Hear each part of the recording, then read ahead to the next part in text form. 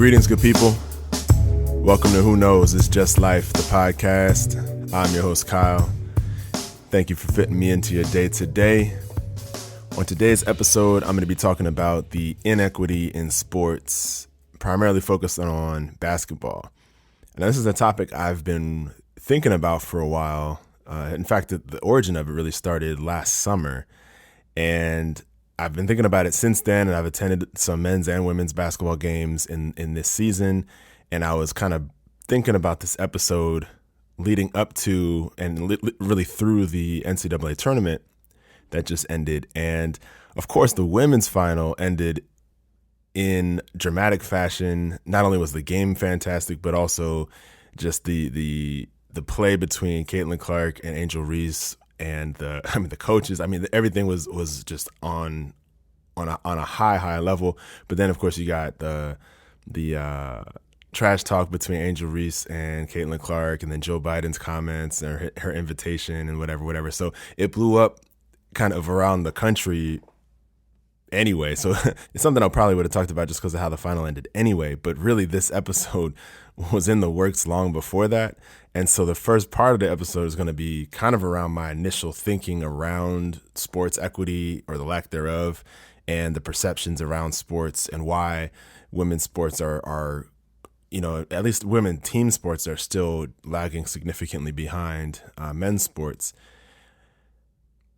So before I get into that, I will do some updates. It's been a while since I've done that.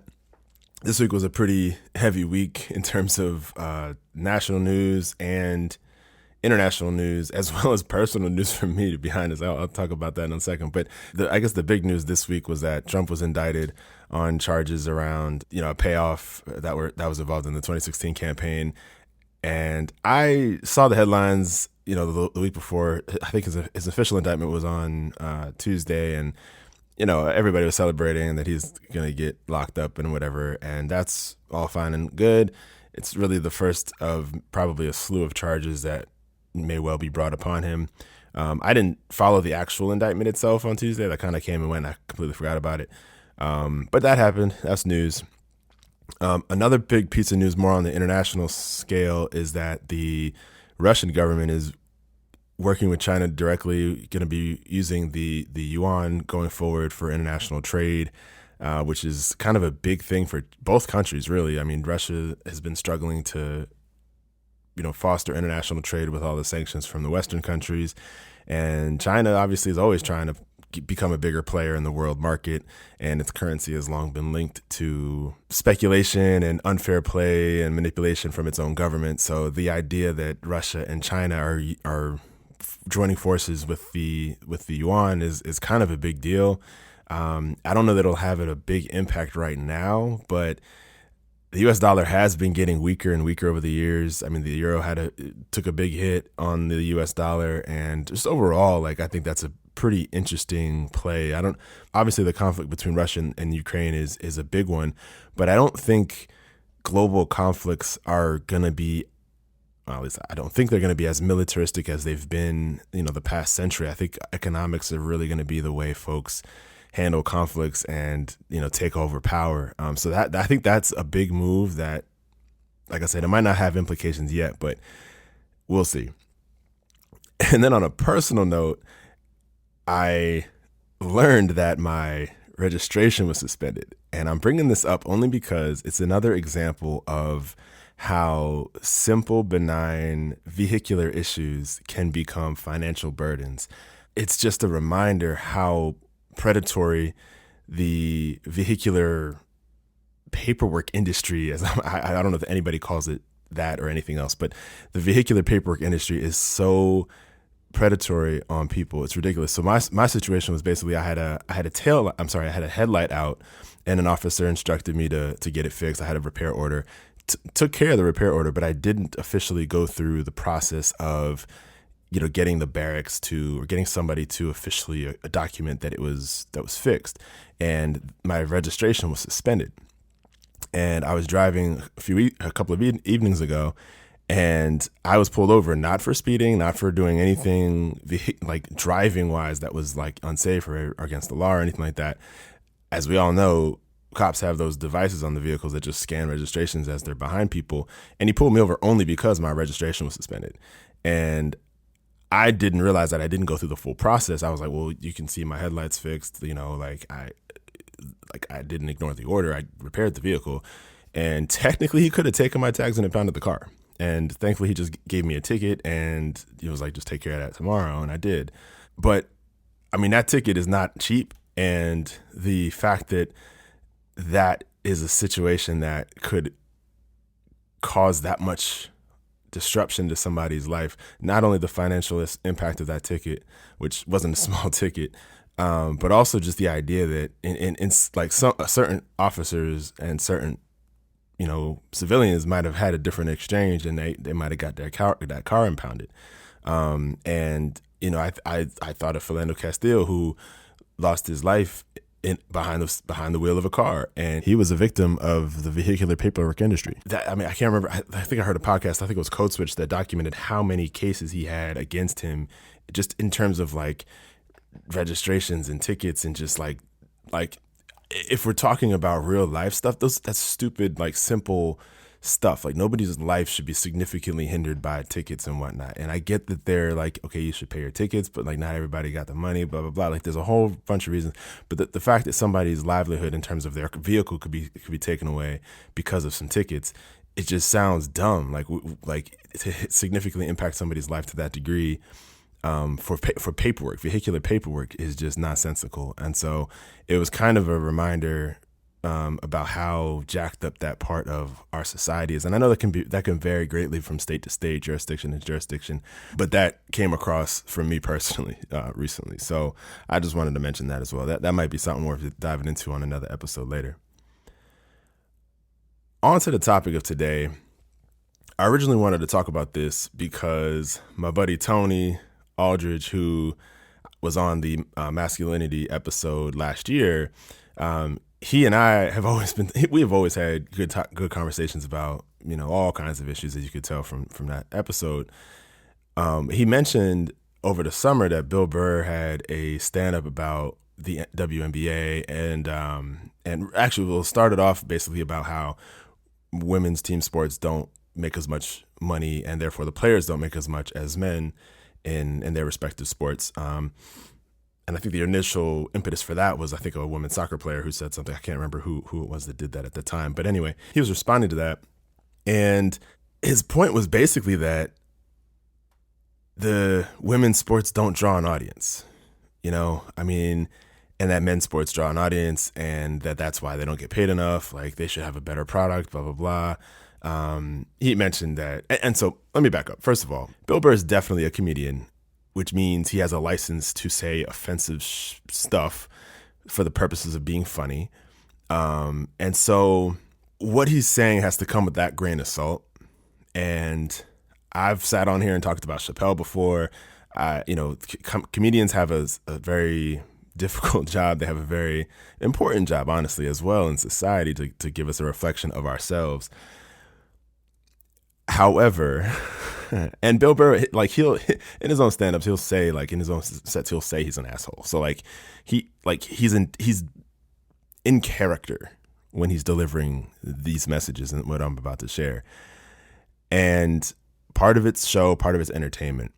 But I can't help but get the feeling that he means it in a sense that's like more than just the joke, and just the way the audience responded.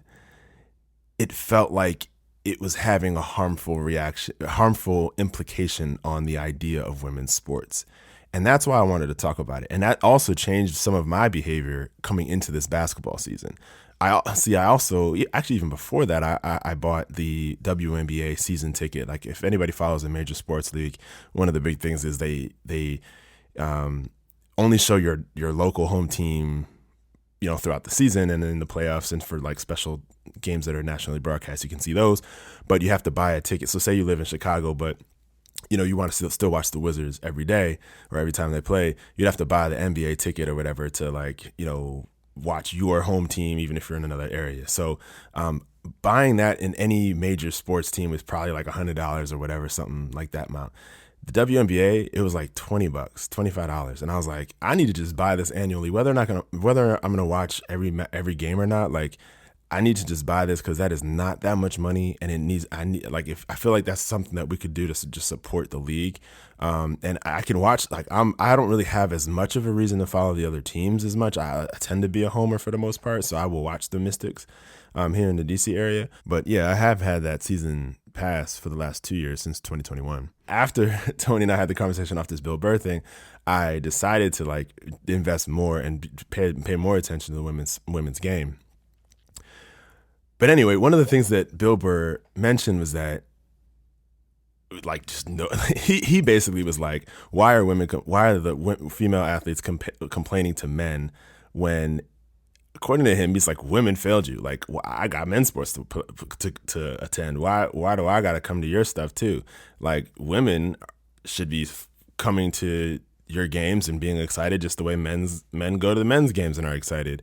And, but no, women are watching the Kardashians and reality TV about whatever, and they'd rather see individual women tear each other apart rather than see a team of women compete in a sport.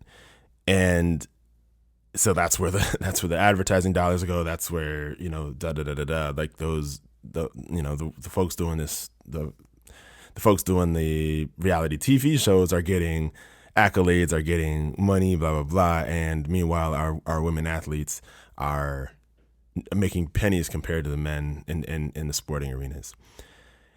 And, he's making these points. The audience is laughing. The audience is reacting like, oh yeah, like he's speaking some truth. And in the sense that he's a comedian, sure, you can make the joke and it could come off as funny when you compare the two. Like, oh, like you'd rather watch the card. Like, I think it's just so much deeper than that, and I want to just speak to how much deeper the issue is than just like the simple idea of choice and like, well, your product sucks because nobody's watching it, nobody's going to the games. That's just not a fair cut. Like, the WNBA has been around for 25 years. So he's like, oh, it's been around for 25 whole years. The NBA has been around for 3 times as long. And it was just 50 years ago where Title IX forced women's sports to be included in high school and college. So so the NBA started in like the 40s, 50s, but really started to gain in popularity in the 60s. So for like the 75 years that the NBA has been around, the entire time, basically as soon as basketball was invented, you had men playing basketball in high school and college.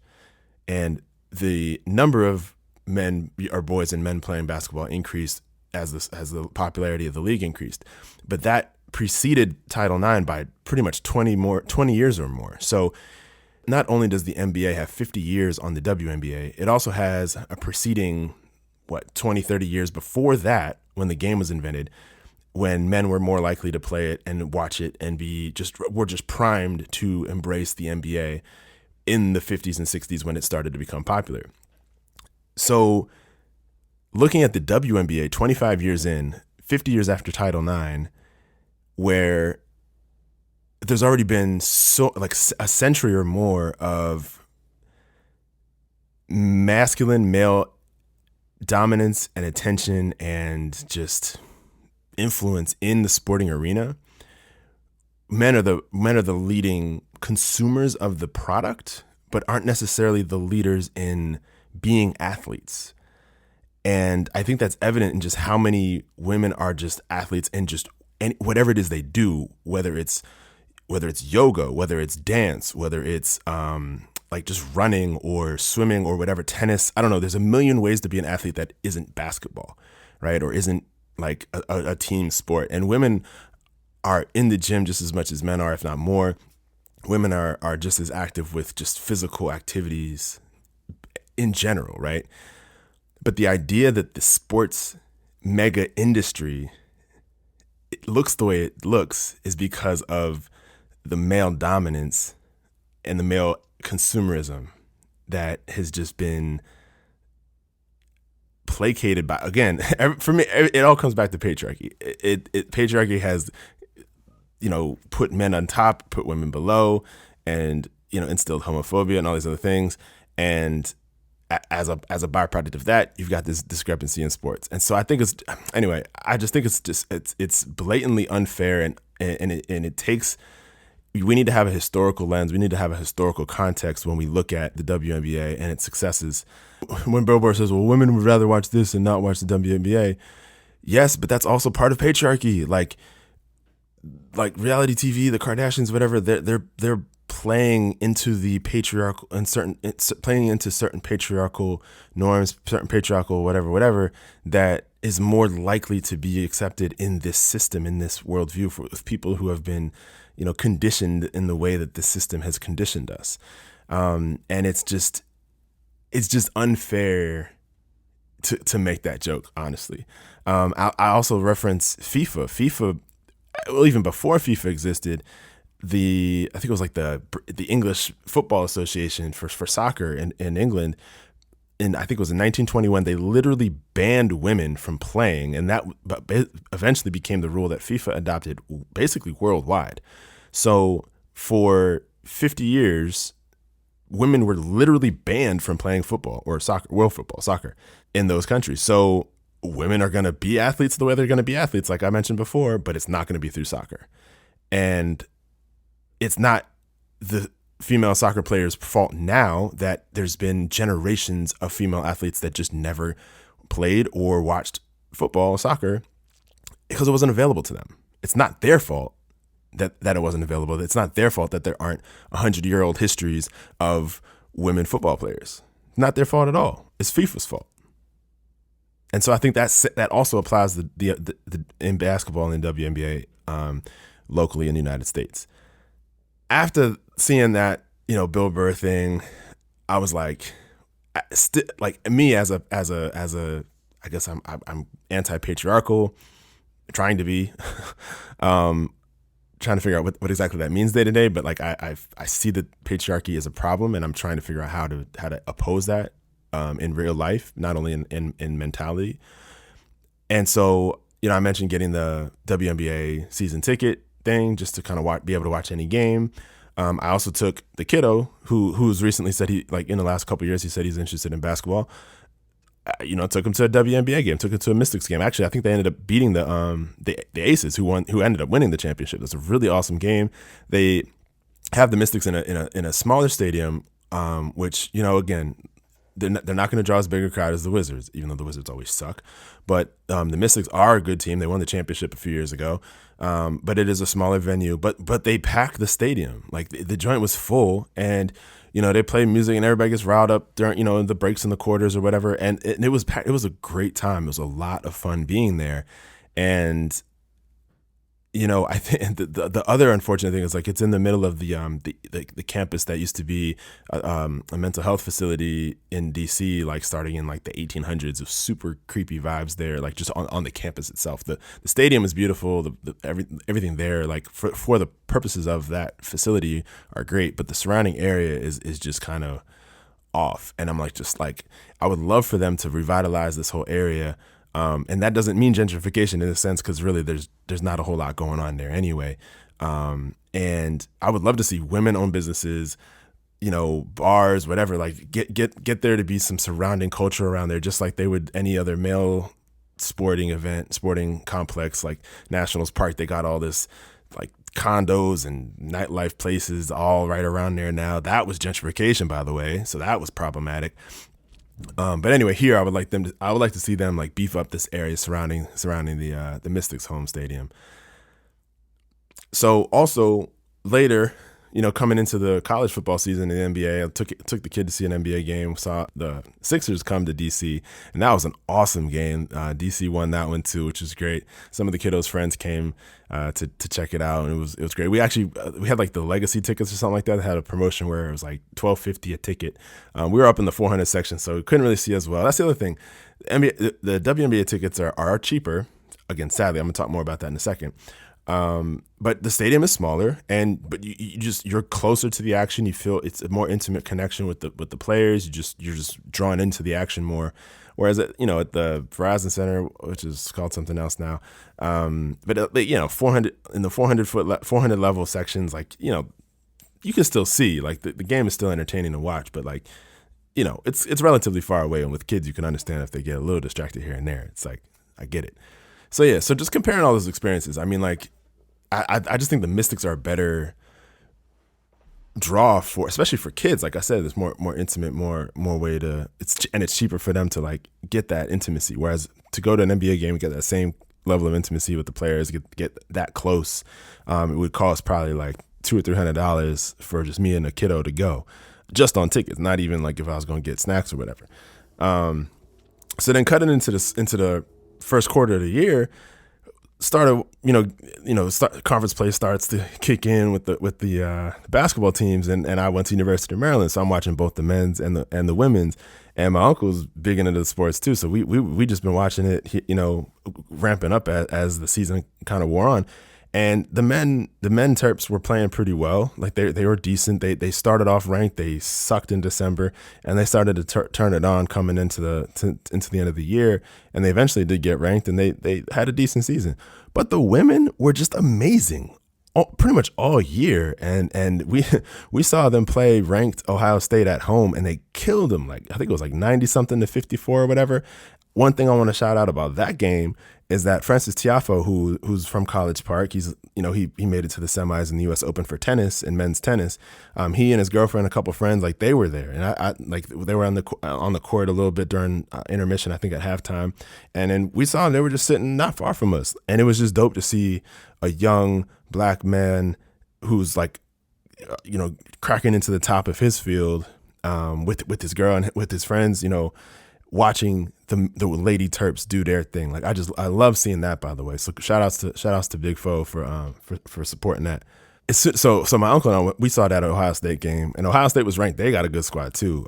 They're a lot of fun. They're gonna be good next year. Like, so Maryland crushed them, and I was kind of a surprise. Like Ohio State just didn't shoot. Harris got in foul trouble early. It was just our day that day. But then we were just like, yo, we got to take the kiddo because the band is there. You can see the band. He's kind of interested in drums, so just showing him all that would be cool. So yeah, we took him to see Iowa like pretty much the next week. I think it was. They had another home game on the Sunday after that. Against Illinois, and that was a lot of fun too. Like they beat Illinois pretty handily, and it was just dope. But it was just a lot of fun. And so cut to the NCAA tournament. The Maryland men, like they were an 8 seed. I didn't think they're gonna win the first game. They did win the first game, lost the second. They had to play Alabama in the second round. So you knew they were gonna lose that one. But the Lady Terps, and what I love about the women's game is that the Terps had their first 2 games at home, the same venue they have their normal games at during the regular season.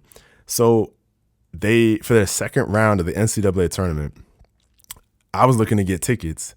First of all, tickets were very easy to get, problematic. Second of all, guess how much a ticket is to see the NCAA women's second round matchup? I'm going to pause. Think it in your head. How much? The actual cost of a second round NCAA women's basketball ticket was $18. $18. Now, we got reserved seats for the regular season game against Illinois, $20. I don't know how a regular season ticket is more expensive than an NCAA tournament ticket. That doesn't make any sense to me. That's something that just really bothered me. It was annoying to me. Now, again, I'm taking advantage of that because I want to get my kid into it. My kid is already into it, and I'm just trying to, show him, high quality basketball at different stages, high school, college, pros, whatever. So it's a great, relatively affordable option to do that. But from this equity concept that's in my head since that Bill Burr thing, it's like, why is this discrepancy the case? And even with that discrepancy, the stadium is not anywhere near as packed as it would be for the men, of course. And it's just a shame. And again, the product is good. Like, the women are ballers. They are playing. Like, I don't know. There's something about the game that's just so much fun to watch. And I get some complaints is that, like, there's some parts about the game that women may not do as well. Like, there might be more travels, there might be more missed layups or something like that. Like, where the men, especially at that level, like, there's a lot less of that. And I'm a second tier basketball fan. I know the game. I used to referee. Like, I used to play a little bit. I was terrible at playing it, but I'm not like one of those like super huge basketball fans that like really knows every player and studies it to that degree. And so for them, maybe the product isn't as good as men playing it. And that's okay if that's true. But it's still an exciting, fun, well-played game. And it's just a blast. And Maryland's just great. They were a great team. Diamond Miller was fantastic. Brene Alexander was awesome. Abby Myers transferred over her last year to play close to home. Like, it was just a beautiful team over all the way around. And the other thing I wanted to say about the NCAA tournament, I noticed it was interesting that I think it was CBS had the bracket announcement show on the Sunday, like the tournament selection, what do they call it? Selection Sunday, I think is what they call it. And they had an hour program where they display all the brackets, West, North, Midwest, East, and South, or whatever it is. I might have got the regions wrong, but they announced all the brackets. And that took maybe like 20 minutes, and then they had another 40 minutes of the program, like an analyst like talking about which matchups they liked and blah blah blah blah blah blah blah blah. And I think that was at 6 p.m. on Sunday. Then at 8 on ESPN, it's the women's bracket. Same thing, same concept. They show the brackets, they show the team celebrating that they got in, and then they have analysts talking about it. And I was like, to me, that's problematic. Why not have Selection Sunday? Have both. Have a 2-hour program. Show the East bracket for the men's, East bracket for the women's, Midwest bracket for the men's, Midwest bracket for the women's, West bracket for the men's, West bracket for the women's, South bracket, men's, women's. Put them together, and total that would take 40 minutes. Or 40. Maybe the first hour is just sharing out the brackets, and put them both together. And then have the analysts talk about them. You can do the men first if that's what everybody want to watch. Fine, do the men first, then do the women next, whatever. But like the idea of having 2 separate programs and having 2 separate networks covering it. Well, the network rights might be another thing. I'm not even trying to talk about that. I'm just saying conceptually, from an equity standpoint, why aren't they done in the same program? Because they're really like a basketball. Like in my opinion, and again, I'm a secondary basketball fan. A basketball fan's a basketball fan. Like, I think it would be cool to hear the storylines coming into the tournament for both the men and the women. So that was just another opportunity that I saw that in terms of the coverage of the sports, and that's ESPN, that's all these networks. That's a failure, in my opinion, on the networks, because and just the media, the way the media covers these things, because they could have an opportunity to cover these things in a more equitable way, put them both together. But they don't do that. So anyway, cut to the Elite Eight. I'm not going. I'm definitely a Maryland fan. You already know that, and I'm not going to get too heavy into it. But Maryland played South Carolina in the Elite Eight. I wasn't happy with how that game went. They lost, and it's not just. I'm not just unhappy because they lost. I'm unhappy because of how they lost. The foul calling was very biased. Maryland had 26 personal fouls called against them. South Carolina had 12. I'm just sorry. That's just not a fair calling. That's not a fair shake from a refereeing standpoint. South Carolina had a historic season. They were great last year as well. And so that was definitely a tough pill to swallow. But the storylines were being written. What everybody's talked about, Caitlin Clark, what she's done this season, and I was aware of her because, again, watching Maryland, watching Big Ten a little bit more often than anything else, you couldn't help but know who Caitlin Clark was and see how much she was doing offensively, and she was averaging like 30 points a game at least, if not more. Maryland did beat them, by the way, and held her to 18 points that day. So that was awesome. So I know she's beatable, and when everybody was like beefing her up going into the Final Four and the championship, I was like, yeah, but she's beatable though. I mean, like, Maryland beat her, so So I was a little bitter that Maryland didn't have a chance to play her, but in the Final Four, you had undefeated South Carolina going against Iowa and Caitlin Clark, and while I had respect for Caitlin Clark and her just she's just a phenomenal baller. She is just a baller. That fast break pull up 3 from anywhere beyond the arc could be at the center court logo still. Like, she's just money, and I will never take away the talent she has and the skill and the poise, the confidence she has in herself to score and make a huge impact on the game. However, her team is not as deep, which was clear in the final. And just the optics of it, I'm sorry. I'm kind of like Issa Rae, and I've been like this since before she said this, by the way, but Issa Rae was like, I root for everybody black. By the time it got to the Final Four, it's like, look, you got Caitlin Clark in this pretty much all white Iowa team. They do have Gabby Marshall and Hannah Skokie, I think, are black, but I think the rest of the team is white. And then you got South Carolina, who's just like a fully black team, black female coach. I mean, and they're just ballers. They're chasing history, trying to be like Shamika Holsclaw and like some of the best, women's basketball dynasties in college sports history. And when it got to that point, I'm not one that, roots for the favorite, roots for the undefeated team. Like, I didn't want the Patriots to do that undefeated nonsense. I was happy they lost in the Super Bowl. I'm not the one that always goes for the team that's shooting for the accolades like that. But I was for South Carolina. They got like I said, black female coach, whatever. Like, just I wanted that outcome. So for Caitlin Clark and Iowa to beat them, I had to respect it. Like, they beat them. And I was like, hey, it is what it is. Caitlin Clark did her little "you can't see me" to Aaliyah Boston and the South Carolina team. And this was like, okay, I see you talking your shit. All right, fair enough, fine. And then but then for that to come up again in the finals was just kind of poetic justice, honestly. And so talking about LSU, you gotta love Angel Reese. I mean, I was first put onto her. Like she played at Maryland for a couple years, and I knew of her loosely at that time, but I wasn't following as much as I did coming into this season. But she made headlines earlier in the season. If y'all remember, she blocked the shot her shoe had fallen off. She was holding her shoe, I think, in her left hand, and she blocked the shot with her right hand. And it was just a phenomenal play. And she got teed up. She got a technical foul because she kind of like was psyched about what she did and kind of stared down the girl that she blocked the shot of. And I think other women had fallen down. And she kind of like stared it down a little bit for like a second or two. And you know how sometimes that like a second too long, like she got teed up. And I'm like, yo, that's bull, man. Like, I was telling a friend about that, and they were like, "Yeah, she got teed up for being a woman," and it's true. And I feel like I think it was after that she was upset because she was like, "If I was a man, like y'all would have been like, oh yeah, you would have been chest bumping and whatever, like it wouldn't have been a thing." But she got teed up for that. And I'm gonna speak about that again in terms of the final as well. So the fact that she got there, awesome. The fact that her team is again mostly black, Louisiana, like.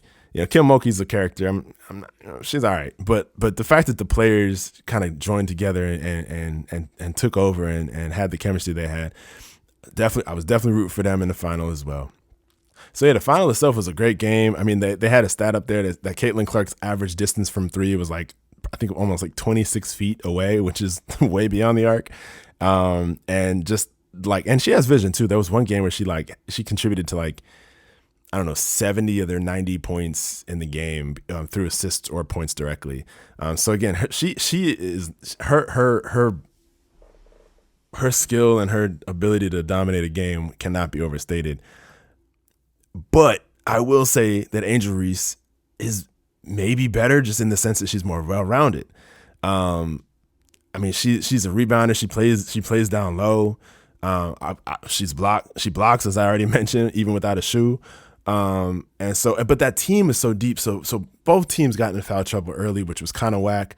And my mom, I was talking about this with my mom. She made the point that she's like, I don't know the background of the officials in the finals game. I'm sure they ref women's basketball a lot, but my mom, who played basketball in high school, she felt like the referees were calling the game differently because they were women.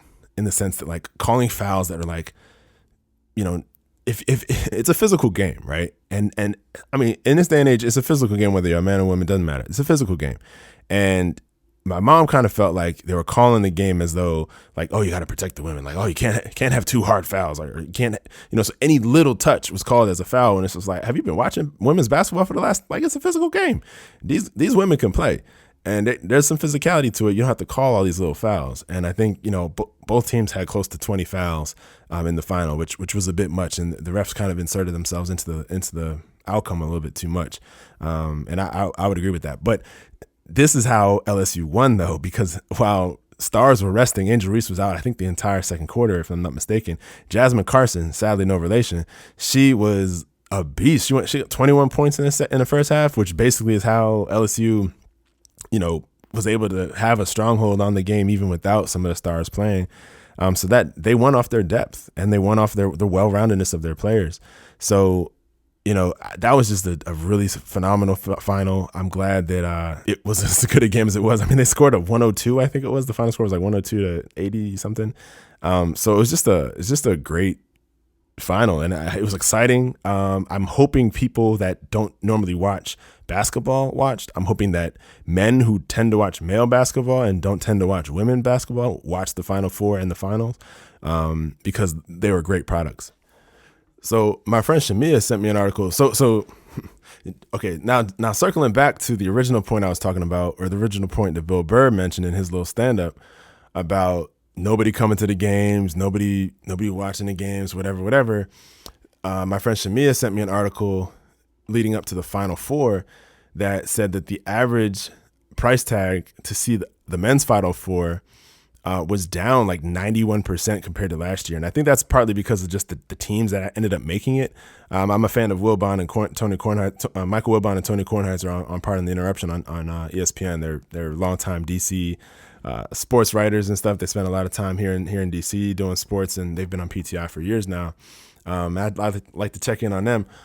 Wilbon said that the process of the March Madness is the fun. Sometimes when you get to the Final Four, it's like, okay, well, getting here was fun. I really don't care how it turns out now.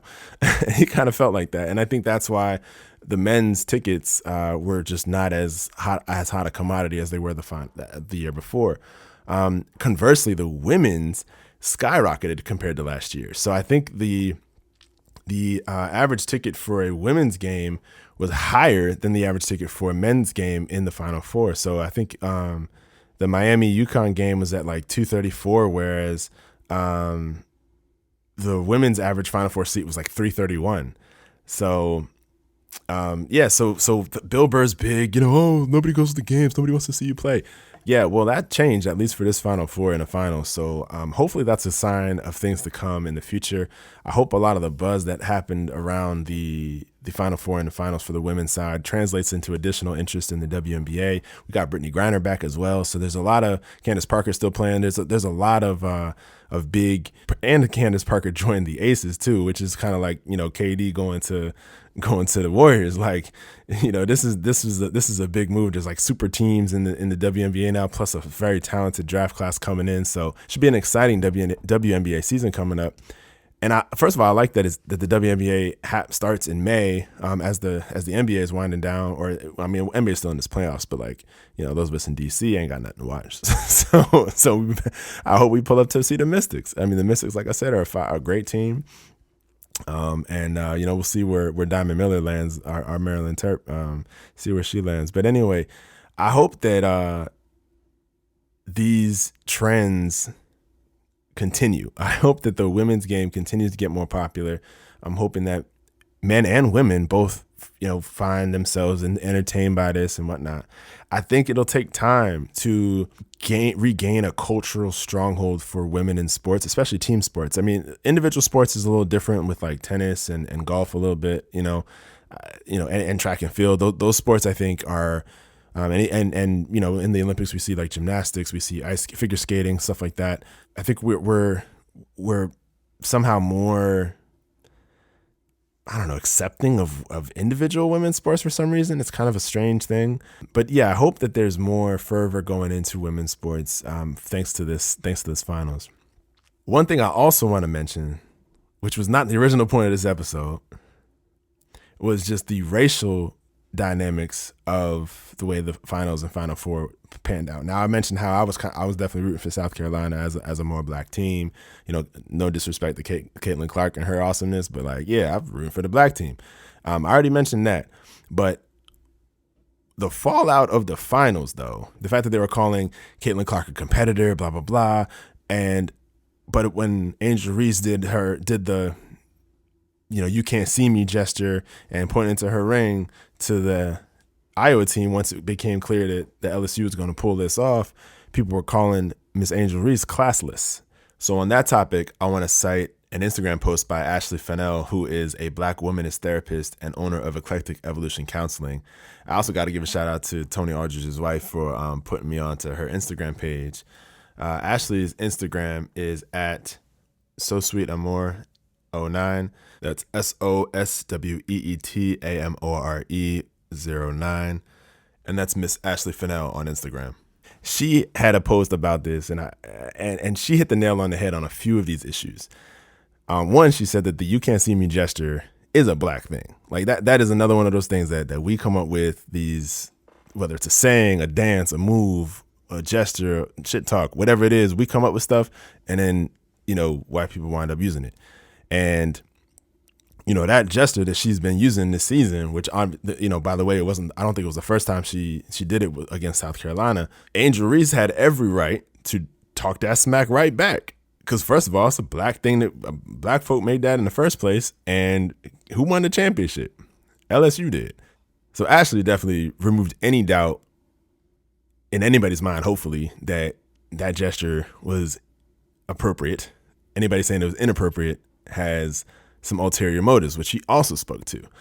The idea that Angel Reese is classless is one of those hidden racist terms that's used to downplay or diminish Black players. Classless is also in the line of, uncoachable or undisciplined, or they're a pure athlete, but do they have the intelligence to play or whatever? Things like that. There's a lot of different ways that they can code racism and how they talk about our athletes. And the classless is one of them. So so Ashley Fennell clearly called out that in this post that them calling Angel Reese classless is racism. Nobody was calling Caitlin classless for doing the same motion against Aaliyah Boston and the South Carolina team. So let's call that what it is. And last thing she said that I definitely want to cite is that she also mentioned that Clark was too boastful too soon. Obviously, beating South Carolina was a big deal, but that's the semifinals. You still got another game to play. And, so again, Angel taking that back and putting it right back in Caitlin Clark's face and doing that, and hey, y'all won it. Angel, y'all got it. Am I blowing you left Maryland? Yes, but I'm happy for you. Represent. And the other thing too, and I love what Angel Reese said in the press conference. She's like, I don't care about y'all. Like I did this for the girls like me, the girls who are from like areas where I'm from. I mentioned that Iowa's got a couple Black women on the team. They got Gabby Marshall and Hannah Skokie. But Gabby's mixed, and I'm mixed too. So I'm not trying to say being mixed doesn't make you Black, but I'm just saying your lived experience is different when you are as fair complected as me, and Gabby Marshall's fairly light as well. Your lived experience is different. The world does see you differently than when you are a darker skinned person. And Angel Reese is a dark skinned person. She fully brings that and represents that everywhere she goes. She has no choice but to. And so for her to win it, to be able to reclaim the "you can't see me" gesture in front of Caitlin Clark, like all of that was beautiful, all of that was perfect, and all of that was necessary. And I applaud her for doing it. And I applaud her for standing on her feet, standing tall, and defending herself for doing it, because she absolutely should. She should be defended. She should be supported. Like she did it. She did it, and she put Iowa and Caitlin Clark back in their place. Like, you doing all these gestures, you ain't won nothing yet. Well, guess who won it? LSU. So the last and final thing that came up was the whole Joe Biden piece. I'm not gonna spend too much time on this because this is just nonsense. But all week has been like kind of the backlash or the reactions, responses to this whole initial thing. But Joe Biden was at the game, the women's final, and after the game, she said she wanted to invite both LSU and Iowa to the White House. And I can't remember where I saw this, but somebody went back into the archives and found it, like, ever since the 1860s baseball championship, way before the World Series was a thing, like, the winner was invited to the White House, and never has a runner-up been invited to the White House in like 150 years or whatever it is. And I was like, damn, somebody really dug to make this point clear that nobody invites the loser to the White House. And I think Angel Reese and I think some of the other players made the point that, like, if LSU lost, I'm pretty sure they would not have been invited to the White House. It would have just been Caitlin Clark and the lovely Iowa Hawkeyes. So the fact that that was even uttered by Joe is just a huge, Joe Biden is just a huge snafu. I mean, it's not a surprise to me. I don't think the Bidens particularly care for black people. I think they use them for votes. They use us for votes, and that's about it. Kamala Harris was more of a showpiece than anything substantial. The vice president doesn't do a whole lot anyway. So, but yeah, nah. And then so Jill apologized. They're like, nah, we don't accept your apology. We'd rather go visit the Obamas anyway. Like, I love it. I'm just like, yeah, that's fair. I mean, I know some people who actually thought the Bidens were going to do something for us, and they're like, well, what happened? I'm like, you expected something? And so the fact that, like, Joe Biden had this reaction shows you how strong whiteness is. Like, it doesn't matter if you want to say you're blue or red or whatever. Whiteness is still a very powerful drug. And, you know, I think Joe Biden, you know, I'm not sure if this, you know, I don't know if this will have any true political ramifications or anything like that, but I just think it's a very telling picture of where we are as a country when even the wife of the Democratic president of the country, you know, she said what she really meant. She said what she meant. And she tried to apologize later. And I'm not mad at the LSU team for not accepting the apology, because they also know that she said what she meant. And so, no, I'm not accepting your apology.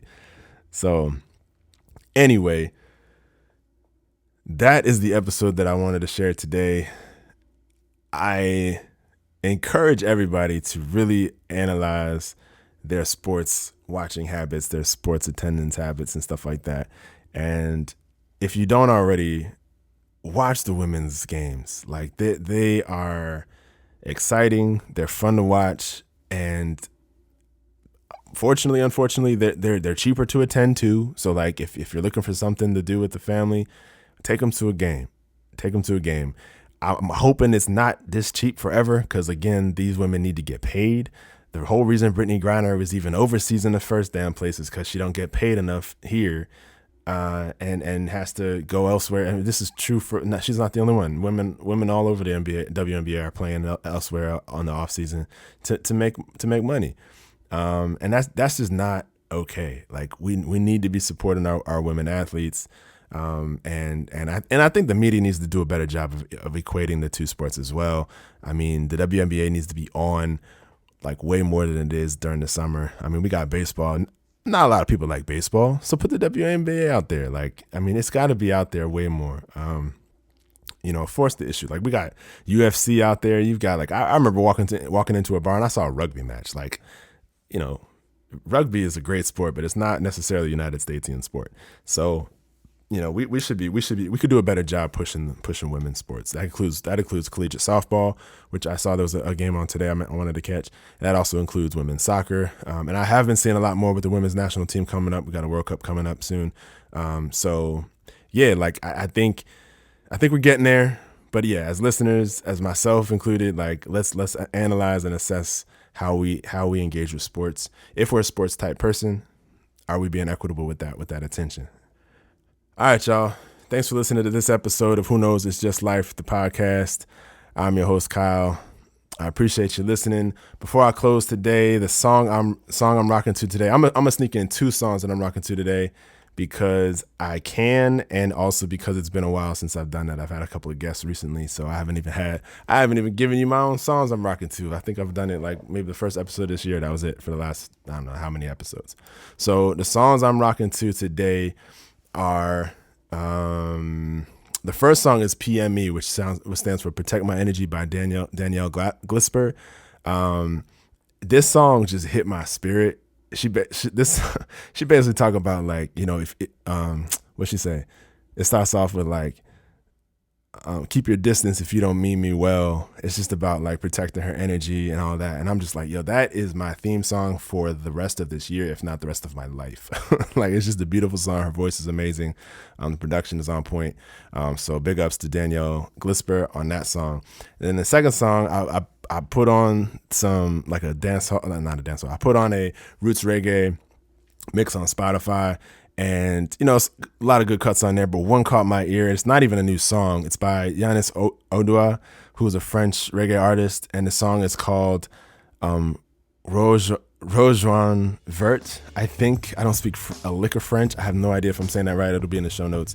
But that song is heavy as well. I put both of those albums actually on my 2023 playlist because both those pieces and those albums are fire. That Yanis Odua song is actually from an album that came out 10 years ago. So here I am today just learning about this piece of work.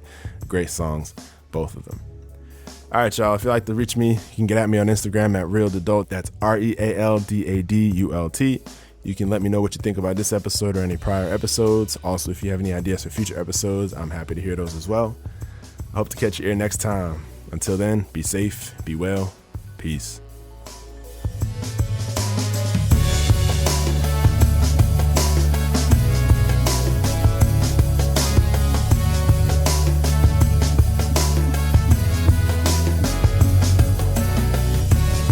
Who Knows It's Just Life podcast is recorded, produced, and edited by me. All thoughts and views expressed on the show represent that moment in time. Participants have the right to be wrong, learn, and reshape their ideas as the journey through life continues. Please remember to like this episode. If you haven't already, subscribe to the show on YouTube, Spotify, or wherever you get your podcasts. And as always, thank you